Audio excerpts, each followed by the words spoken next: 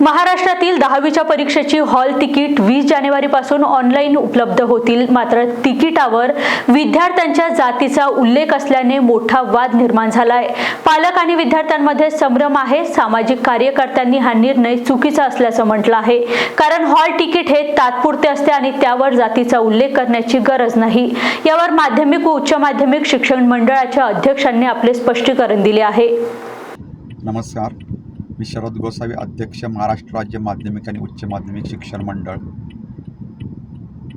10वी आणि 12वीची परीक्षा सुरू होत आहे आणि हे होत असताना विद्यार्थ्यांना हॉल तिकीट 10वीच्या आणि 12वीच्या विद्यार्थ्यांना हॉल तिकीट देण्यासाठी ती ऑनलाईन शाळांना उपलब्ध करून दिलेले आहेत आणि शाळांनी ती डाउनलोड करून विद्यार्थ्यांना हॉल तिकीट प्रिंट करून द्यायचे आहेत। हॉल तिकीट तयार करत असताना त्यामध्ये विद्यार्थ्याचं नाव, विद्यार्थ्याच्या आईचं नाव, विद्यार्थ्याच्या घेतलेले विषय, कुठल्या दिवशी कोणता पेपर आहे, किती वाजता आहे आणि किती वाजता विद्यार्थ्याला परीक्षा दालनात उपस्थित राहायचं आहे, म्हणजे रिपोर्टिंग टाईम त्यामध्ये दिलेली आहे।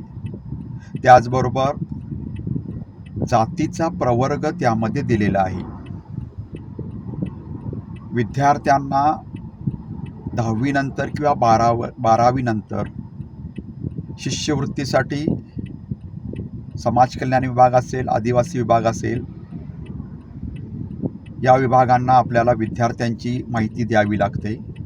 त्यानुसार त्यांना शिष्यवृत्ती मिळत असते।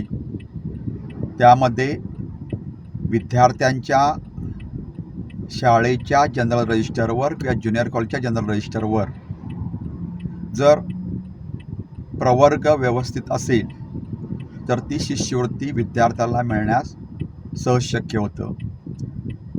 तसेच विद्यार्थी किंवा पालकांना आपला शाळेच्या जनरल रजिस्टरमध्ये किंवा ज्युनियर कॉलेज जनरल रजिस्टरमध्ये जातीचा प्रवर्ग कोणता आहे हे कळू शकते, कारण आमच्याकडे अशी अनेक उदाहरणं आहेत की विद्यार्थ्यानं शाळा सोडल्यानंतर किंवा ज्युनियर कॉलेज सोडल्यानंतर विद्यार्थ्याचा जातीचा प्रवर्ग चुकलेला असतो आणि त्यामुळं विद्यार्थ्याला पुढील शिक्षणासाठी अनेक अडचणी येतात आणि नियमानुसार विद्यार्थ्यानं एकदा 10वी किंवा 12वी सोडली तर विद्यार्थ्याच्या नावामध्ये, विद्यार्थ्याच्या आडनावामध्ये, विद्यार्थ्याच्या आईवडिलांच्या नावामध्ये, विद्यार्थ्याच्या जन्मतारखेमध्ये, विद्यार्थ्याच्या जातीमध्ये कोणताही बदल नियमानुसार करता येत नाही शाळेच्या जनरल रजिस्टरमध्ये।